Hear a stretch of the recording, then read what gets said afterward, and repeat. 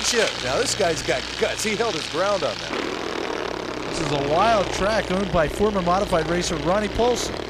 And here a go-kart driver takes a flip and his cart, unlike the American Express cart, leaves without him. Some great racing action. Go-karts are run by not only the youth, but also adults as well. It's a great, inexpensive form of competition. First weekend in November, and the makeup of the Eastern States 200 on brand new clay at the Orange County Fair Speedway. This race was delayed a couple of weeks, but for Bob McCready, it turned out to be the excellent race to end the season with. McCready timed his pit strategy perfectly in this 200-lap contest. He used the right lane on the racetrack to get by Jimmy Horton with 40 laps left to go and put the ultimate exclamation point on his dream modified season, notching his 47th victory of the year.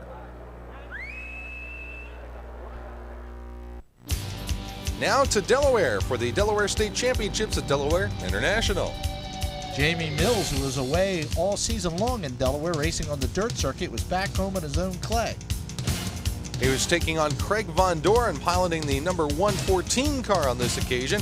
They went right down to the wire.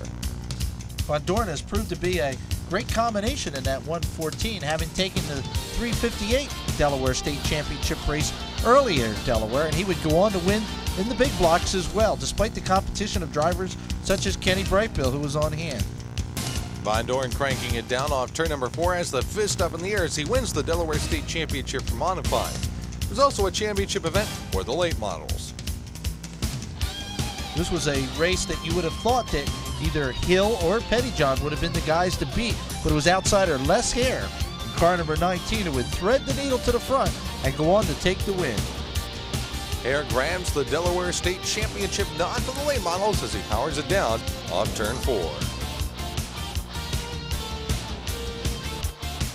And hey, you can have your turkey in racing too at the Turkey Derby at Wall Stadium.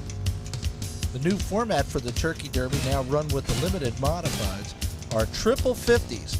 Many of the drivers that ran the track when the unlimited modifieds were the headliner returned for this event and produced some excellent racing all day long. In the first event, Brian Sisko, one of those drivers that have left for greener pastures, you might want to say, elsewhere, had the lead at car number 12, but it was Wall Stadium 1994 track champion Mike Carpenter who put on the show. Carpenter in car number 72 got alongside, but wasn't able to beat Sisko to the flag. In the second race, Carpenter was again the star, starting way back in the field. He would move his blue and white 17 to the front and run down leader Sam Russo in car number 3. Russo, another one of those drivers that run asphalt modifieds now elsewhere instead of at Wall Stadium on a regular basis. It looked like Russo might take the win, but clutch problems exited and hit the race for him. He dropped off, and along went Carpenter to the lead and the win. A big checker flag for Mike Carpenter in the Walcott number 72. So the score, with 2 races down, was Sisko 1 and Carpenter 1. In the last race, Carpenter was able to start up front. Unfortunately, he had to run the same tires the entire day, and his racing up front had taken its toll. He dropped off the pace, and Harry Reid in car number 14 took the lead with John Blewett coming by. Then on the last lap, a lap car in Reid's way blocked his path. He tried to block the path of Blewett, and the two crashed as they took the checker flag. The winner was Harry Reid, and the overall champion was Brian Sisko. That's Sisko in the center, along with both the modern stock and street stock champions. A look at some additional racing that happened throughout the year. The Apple Valley Speedway hosted a round of the New York State Asphalt Modified Championship Series. Jan Leedy dicing it out with Charlie Rudolph, who gets sideways and does a little love tap on the wall. That sends a couple of other drivers askew, including this car, which met the inside retaining wall. While Leedy continued to lead, Rudolph worked his way back through the field, but then he made contact with the Zacharias, car number 1, and wound up going around yet again. And that left it pretty much free and clear for Jan Leedy to grab the victory in this chapter of the New York State Championship for Modifieds. The winged ISMA Super Modifieds made a visit to New York State's Lancaster Speedway just outside of Buffalo this year and had another tremendous program with all of the top Super Modified stars on hand.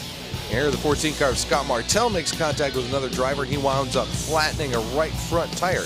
If you look at the outside corners of the racetrack, you'll see this racetrack has foam barriers on the walls. Lancaster was the first racetrack in the country to pick up this practice. A lot of action through the field. Here is Sligo track champion Doug Didero, and the number 3 car is dueling with the 98 machine. That is driven by Dave McKnight. McKnight pulls around to the outside and gets second position as he chases down the leader, Pat Abald, who is in the Coca-Cola car number 05. Abald was the 93 track champion for the Supers at the Oswego Speedway.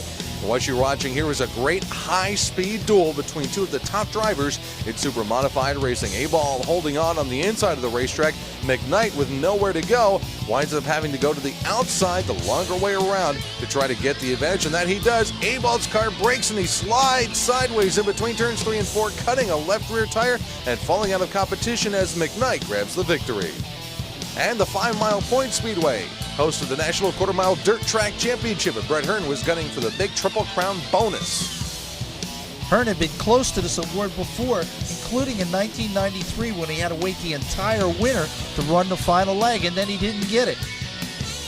Hearn battling with Donnie Wetmore in the 73D. The Triple Crown is 3 events at the 5 Mile Point Speedway. If you win all 3, you get a bonus of $10,000 on top of what you've already won. And Hearn, as he had done in 93, came into this race with those 2 victories under his belt. He was gunning for that key 3rd win that would give him that all-important Triple Crown bonus. And Hearn definitely was a man on a mission on this particular evening, catching early race leader Tim Olensky's yellow car number 5 and using the outside lane to power his way around in this tight little quarter mile. And Hearn collected that $10,000 Triple Crown bonus by virtue of his victory. Well, Lenny, that was quite a season, wasn't it? I think we've seen a little bit of everything this year. Boy, some outstanding footage. Really thankful for the great shots that we got from all the different photographers. And I think we had maybe our best tape ever. Some great footage. And don't forget, folks, you can keep track of all the racing action 50 times a year if you buy your subscription to the Area Auto Racing News. Exactly. This is just a very small capsule of the pages and pages of coverage that we have during the year, and we try to capsulize it on some film and with the best different coverage that we can get. And I think it came out real nice, Paul. I think we had a lot of fun. We should do this again next year. Yeah, let's do it. All right, so until 1995, when we present another Area Auto Racing News season in review, we'll see you at the races.